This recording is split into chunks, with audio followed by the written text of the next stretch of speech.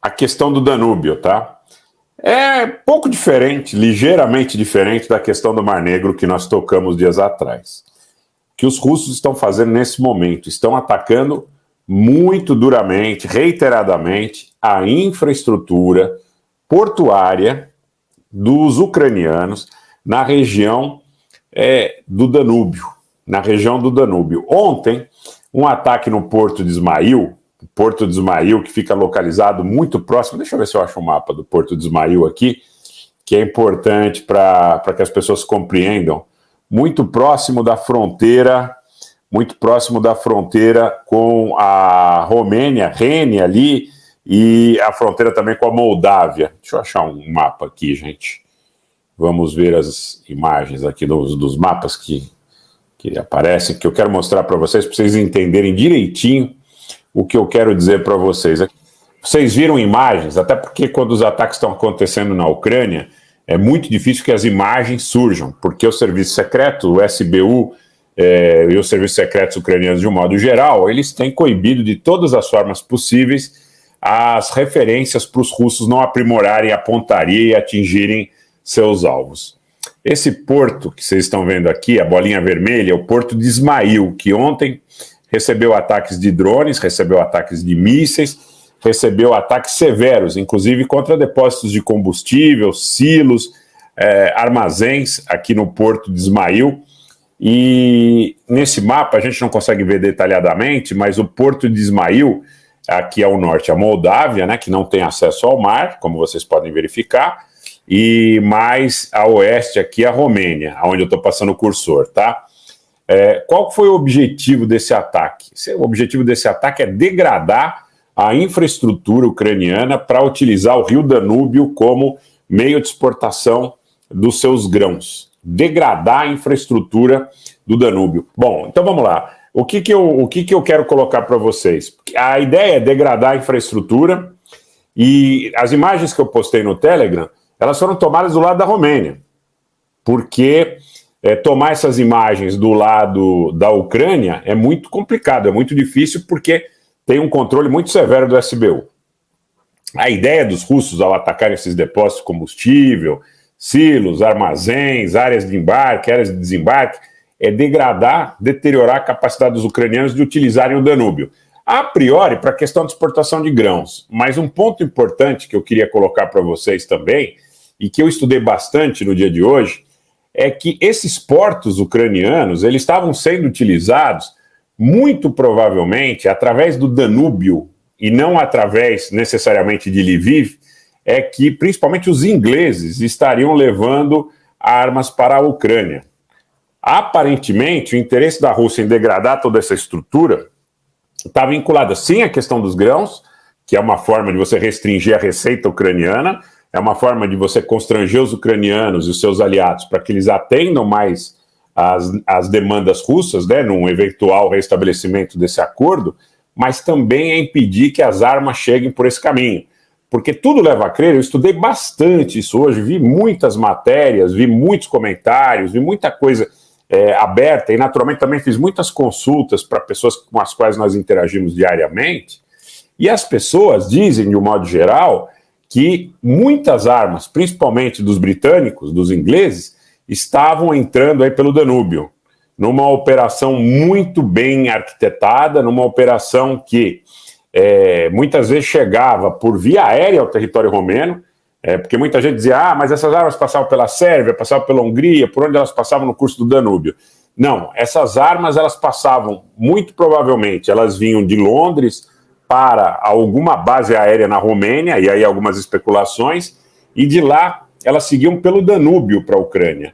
Então me parece que o grande objetivo, degradar a questão da possibilidade de exportação de grãos, para que os ucranianos não tenham esse caminho, porque os ucranianos têm dito muito que estabeleceram, inclusive, novos pactos com a Croácia para exportar através do Porto de Zagreb. E o Porto de Zagreb é maravilhoso, né, gente? Vocês sabem, aqueles que conhecem o Porto de Zagreb, nem que seja por imagens, o Porto de Zagreb é um porto que está muito modernizado, é um porto fantástico, que poderia atender bem muitas regiões ali, inclusive indo em direção ao Mediterrâneo, e a partir dessa direção do Mediterrâneo, você teria aí uma vasta gama de possibilidades para a utilização no Porto de Zagreb.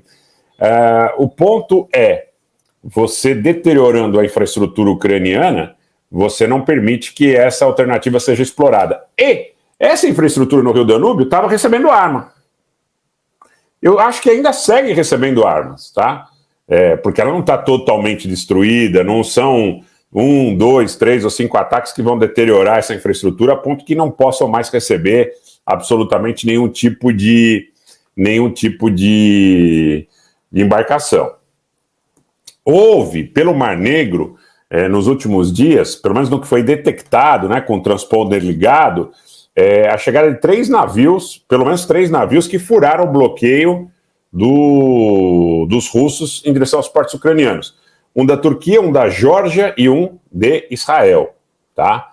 Então quero lembrar a vocês que tudo isso, dentro do contexto que eu estou apresentando aqui para vocês, ainda não é uma vedação completa da área de navegação ucraniana. E como eu também antecipei nas lives anteriores, os ucranianos, eles não aqueceram com esse bloqueio. Pelo contrário, eles estão tentando utilizar de todos os expedientes, inclusive para atingir a frota russa no Mar Negro, para atingir a capacidade dos russos de, a nível de logística, poderem efetuar esse bloqueio, tanto que ontem tentaram atacar com drones navais, não é? 2 embarcações russas, segundo os próprios russos. Esses drones teriam sido destruídos antes de atingirem as embarcações. Há versões conflitantes quanto a isso, mas eu acho que dá para a gente mensurar que tanto quando nós falamos que haveria um grande embate no Mar Negro, como quando nós falamos sobre a possibilidade de vazão, de entrada e saída através dos portos ucranianos, que são abastecidos, né, através do Rio Danúbio, nós, em ambos os aspectos, estávamos antecipando situações muito claramente aferíveis ou perceptíveis. Deixa eu ver se eu pego aqui, antes de qualquer coisa, os portos ucranianos aqui do Danúbio.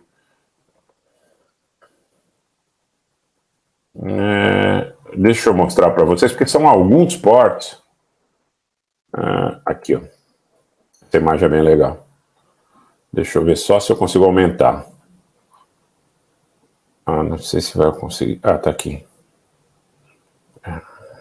É pequena a imagem. Deixa eu ver uma outra aqui.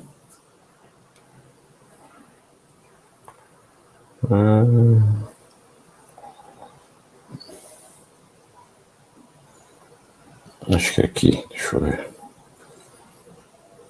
Tô acertando com a produção, gente. Espera aí. Não, tá muito pequenininha essa imagem. Tá muito pequenininha. Mas, em síntese, eu vou depois selecionar uma imagem mais bacana para mostrar para vocês, mas são vários portos, inclusive vários pequenos portos, que você pode, a partir do Danúbio, atender o território ucraniano. É de lá, não é? É de lá que, efetivamente, você tem a construção de uma logística que, efetivamente, é muito difícil de ser atingida. Porque quando você tem ataques a esses portos, inclusive você tem um porto ali a 200 metros da fronteira romena. Primeiro você tem que tomar muito cuidado para não acertar a OTAN, que está do outro lado da fronteira. Depois, logo depois que os russos atacaram esse porto a 200 metros do território romeno, os navios saíram e se aproximaram ainda mais do território romeno, né? Eles ficaram ali praticamente de uma forma contígua ao território romeno. Então é muito difícil, tá? Realmente é muito difícil para que você possa efetivamente vedar essa questão aí do suprimento, da entrada e da saída de mercadorias através do Rio Danúbio. Esse é um grande ponto, viu, gente? É um grande ponto e talvez explique tantas tentativas aí, inclusive de aproximação da Aliança Atlântica em relação não apenas à Hungria, que já é membro, mas que vocês sabem toda a turbulência, em função do governo do Orbán e tudo mais, mas também da Sérvia, né? Porque a Sérvia é muito importante nesse curso. Recentemente foram descobertos armamentos da Sérvia no exército ucraniano. O presidente sérvio Vučić disse que isso estaria sendo feito por intermédio de triangulação. Ele disse, não, a Sérvia não vende arma para a Ucrânia, mas deve estar vendendo para alguém que acaba vendendo para os ucranianos e nós não temos como vedar. Eu suspeito, sem fazer nenhuma afirmação, mas eu suspeito que, eventualmente, os sérvios possam, de alguma forma, ter encaminhado, ou estarem, pelo menos, bastante cientes dessa triangulação, encaminhado a partir do seu território, via Danúbio, armamento para a Ucrânia, tá? E eu acho que a disputa na Sérvia, a disputa pelo Vučić, os flertes com a União Europeia, tem muito a ver com essa rota do Danúbio, muito a ver. Essas são as discussões técnicas que importam, porque discutir paixão, encaminhar as pessoas e trazer a discussão para longe do aspecto técnico, mesmo chamando a discussão de técnica, mas fazendo com que as pessoas, vamos dizer assim, incendeiem suas paixões em prol de um lado ou de outro, traz um grande dano em relação ao conhecimento. Quer dizer, o maior prejudicado na guerra já é a verdade. Ainda se você alija as pessoas do conhecimento, aí a coisa fica muito complicada.